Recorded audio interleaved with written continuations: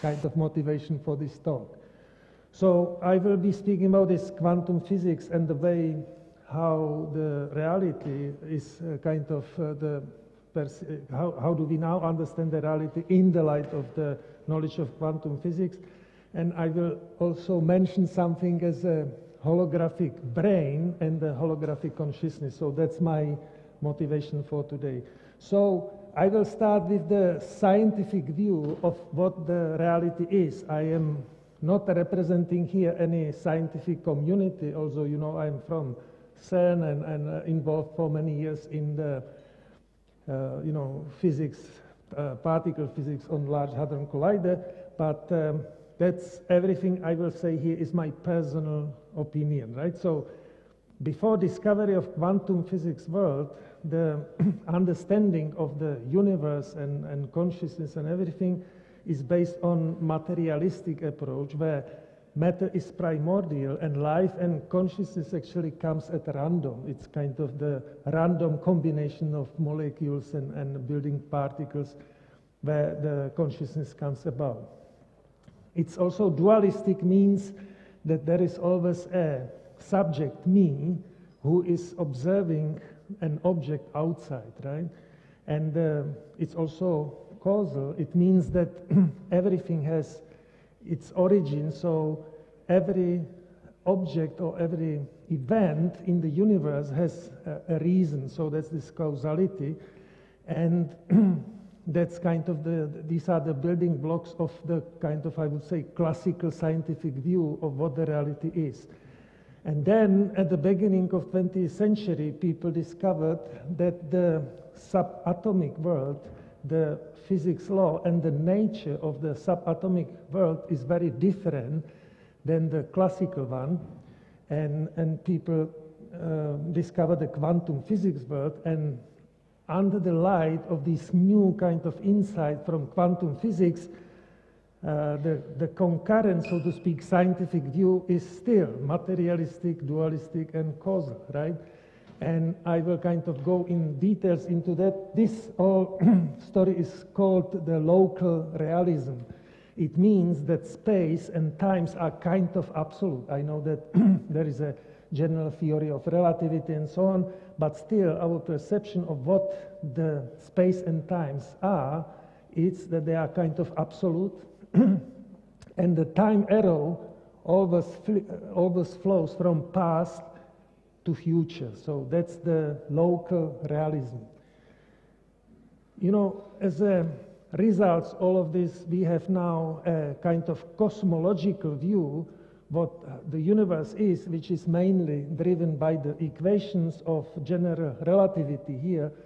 And I will explain you in details how to build these equations. But the consequences are also that we are living in the era of cosmology, where 96% of all what we are observing is dark matter, dark energy, and only 4% of what we are seeing is due to the ordinary matter, and I will kind of dispute these facts in some future talk, not today, right? So let me go back to the quantum physics, and I will be speaking about how sustainable the local realism is. So in the light of quantum physics, I will kind of give you just a couple of selected examples. So what did we learn at the beginning of 20th century is that the nature of subatomic particles is really very, very different than from our daily life experience. So one of the facts, for example, is that there is a wave-particle duality. It means that all objects, all particles, including you, everything is based from subquantum particles, so everything actually doesn't exist unless someone look at you or this object. It means that the particles are propagating through the space as a wave, kind of related to wave of probability, that if you look at the given space or time, then the wave gives you the probability distribution that you will find something there, but nothing else. So all objects in the universe actually do not exist until somebody observes them. This can be very easily demonstrated in so-called double-slit experiment, that if you let the particle propagate and hit the screen with two slits, two holes, then the complete kind of complex interference patterns appear because the particle appearance on the screen is dictated by the wave interference, right? So that's very easy to demonstrate, and nowadays it's so easy also to buy a cheap laser in the toy store, so everybody can actually buy for €3 a laser and exercise this experiment at home. Very trivial, right? But what is untrivial is that in the moment when someone gets at least the hypothetical chance to have an access to the information which way the particle goes, whether through the slit A or through that slit, then the quantum nature disappears. So whenever there is a smallest chance to know this information, and that's the essential thing, then the reality changes, right? From the quantum interference to kind of classical particle behavior, right?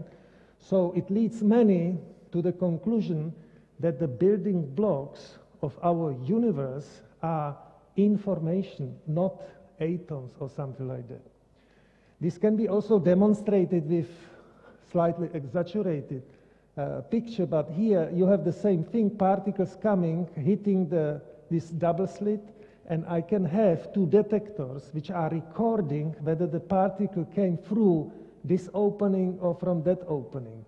And if I can somehow monitor these detector signals to see whether the first particle was up, down, down, up, and so on, then the screen, what we will see is totally classical, as if you shoot bullets through this kind of screen. So you will see one trace mirroring the opening here and the second one opening here. But if you dim the screen such that you will see less and less resolution, you will not see whether the particles, what the detector says, then the quantum nature, this interference, reappear.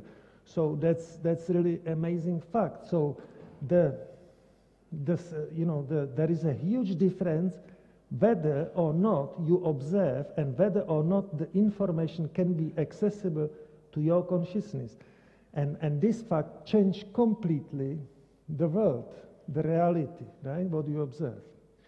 Then there is another fascinating, I apologize, it's slightly too technical, but you can do this interference kind of experiment with this Michelson interferometer, and that's the same thing. So you send one particle, and this is well known that the quantum nature tells you that if the particle behaves as a wave, then it goes simultaneously through path 1 and through path 2, right? So you have simultaneous appearance of one particle in both trajectories. And now there is another mirror here, which is responsible for merging these two waves and creating the interference pattern. But the experimenter can decide whether or not to keep or take out this last mirror, which decides whether the nature of the particle propagation was classical or quantum. This is so-called Wheeler-DLHS experiment. So you can let the particle propagate through the system for seconds, let's say, and then at the last moment remove the last mirror. And what will happen that before the quantum, so to speak, wave nature of the propagation has to change in corpuscular, it should become particle, but the particle has to decide backwards in time whether he went through that path or that path, right?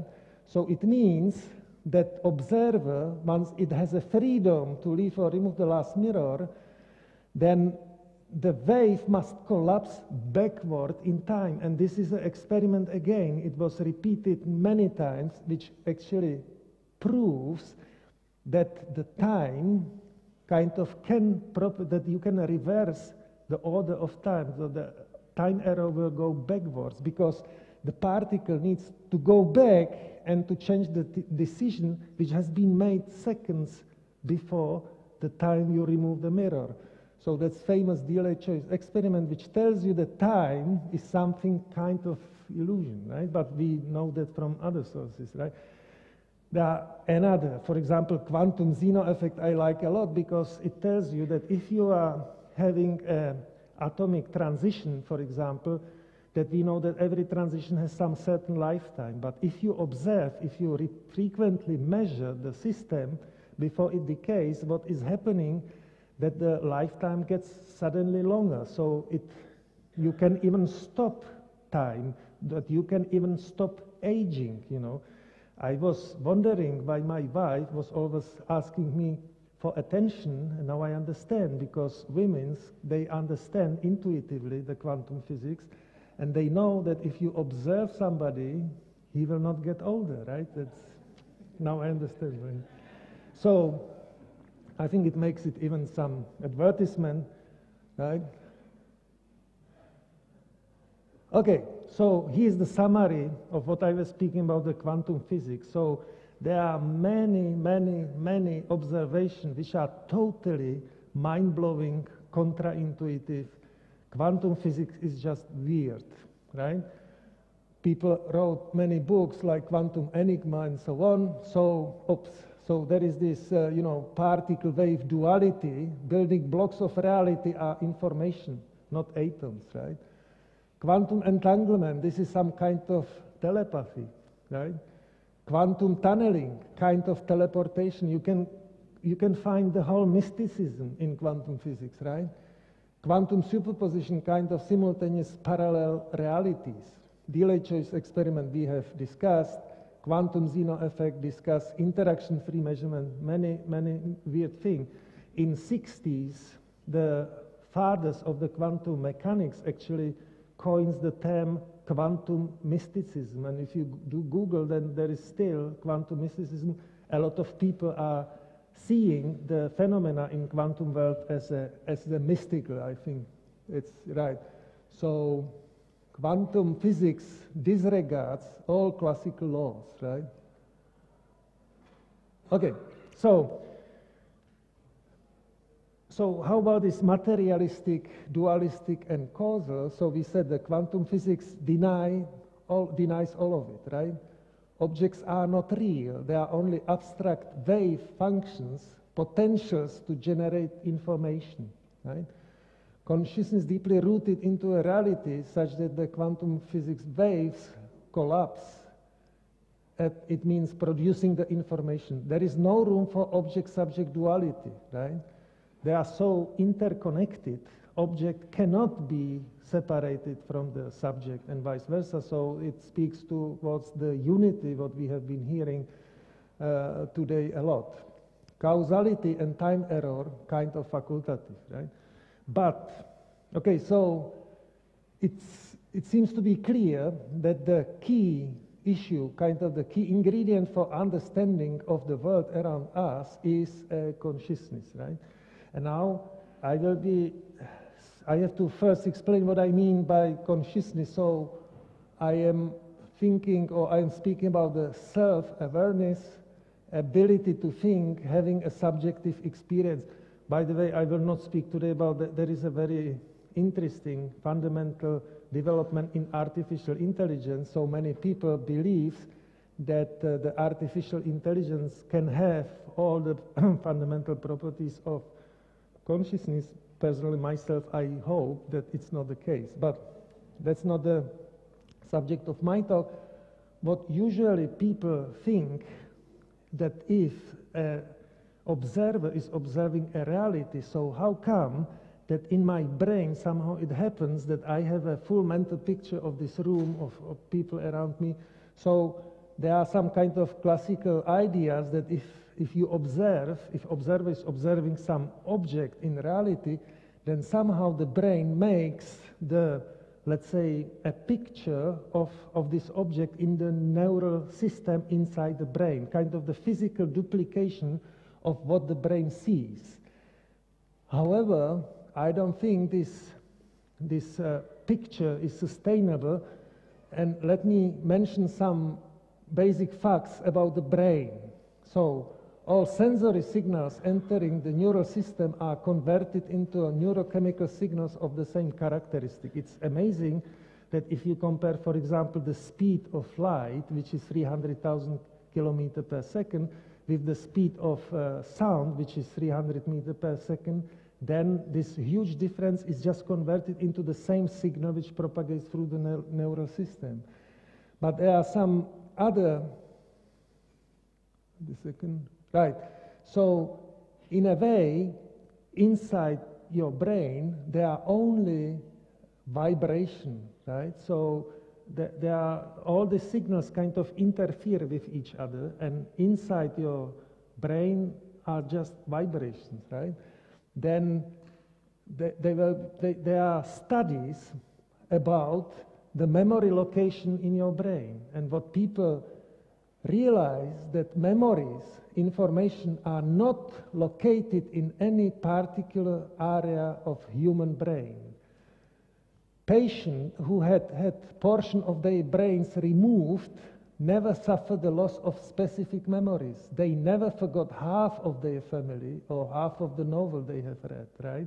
So if you, and people really did a lot of experiments with animals, for example, that if you take a part, if you do the surgery and remove the part of the brain, these animals will remember everything, but maybe slightly hazy, but still the whole picture is still there, right? So where are these memories located, right? There's a big puzzle. Another kind of observation which was clinically demonstrated that, and I took that from Michael Talbot, the Holographic Universe book, that Penfield concluded that everything we have ever experienced is recorded in our brain.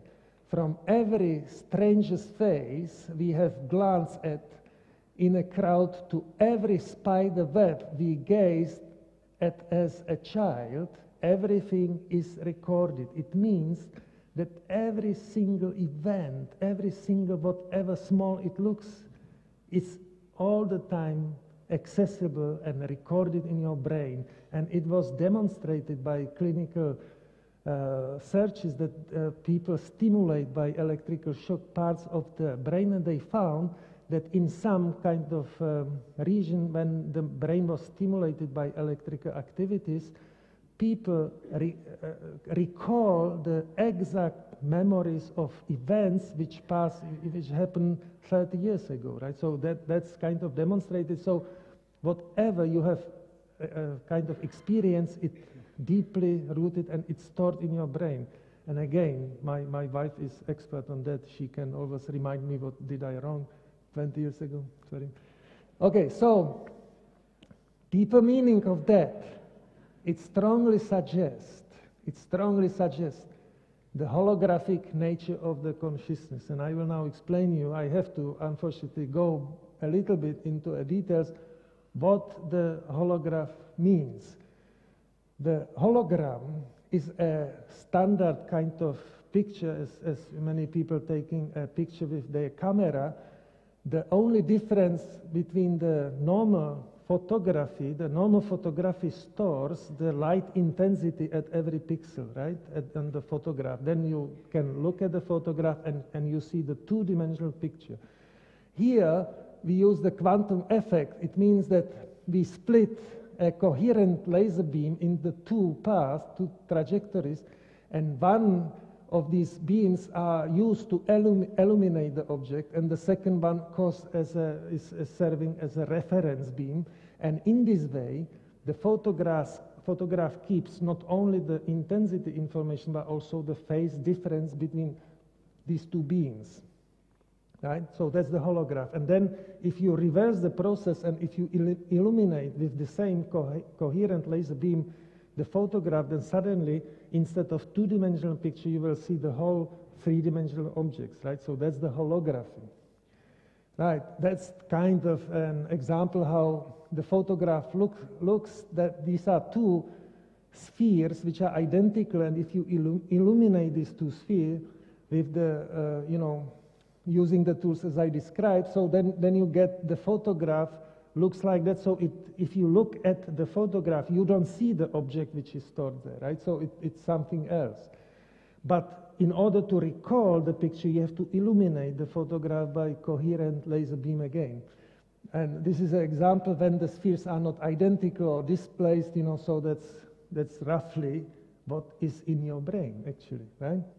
And now, the amazing feature of the holography is that if you take the photograph and break it in many, many small pieces, then you take one small piece and illuminate with the coherent light, you will always see the whole picture, right?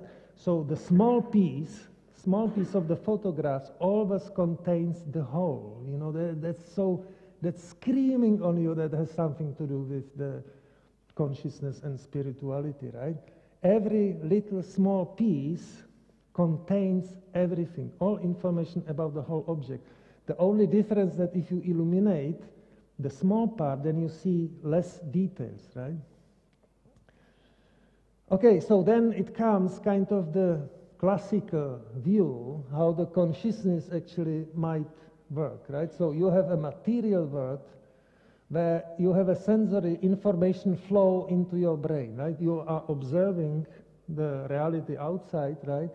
And what the brain does, that it's actually all this interference of zillions signals which are coming not only from sensory but also from the information which is stored inside the brain. Then there is an appearing hologram photography which can be observed, right, by your observer. We know that there is something which is thinking in your head, but also something what is observing what you are thinking about, right? And then in this way the holographic kind of mental picture is created. I admit no one understands how this mental picture is generated, but that's the kind of, I would say, the classical view, right? But if you take a carriage, right, and you bring it on the one step further, then you can find that there is an alternative picture. What if everything is reversed, right?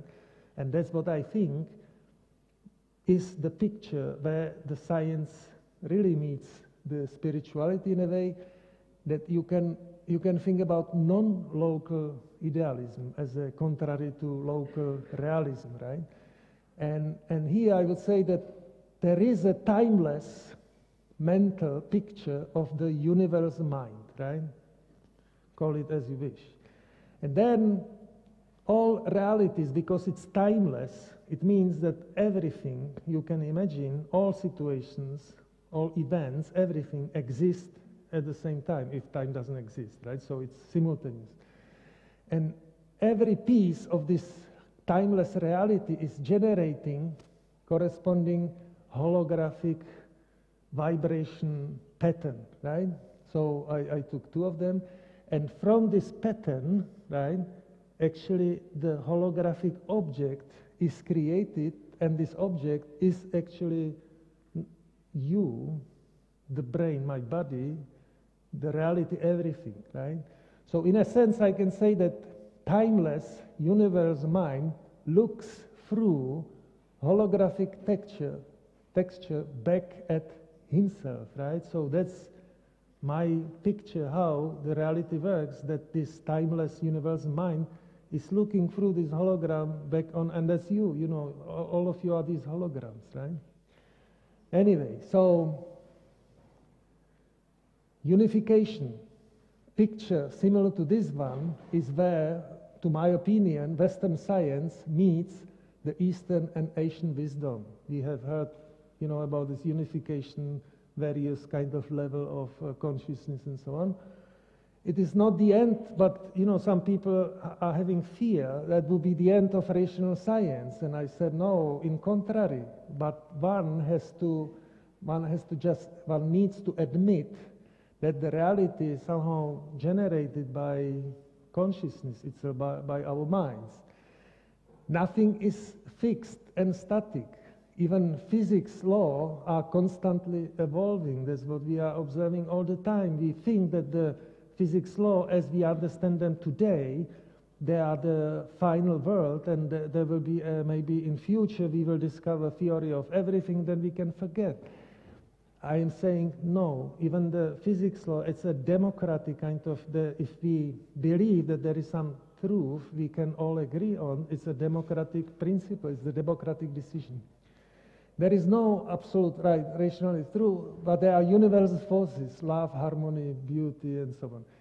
As a concluding remark, that's the thing I have, what I'm thinking is that the real truth always denies itself. And that's the only reason why the true reality doesn't have any limits. Because if there would be an absolute truth, and I'm happy if somebody will explain me I'm wrong, then at some point we can reach this truth and say, okay, now we understand everything, that's the end, right? And this, I think, will never happen. Thank you a lot.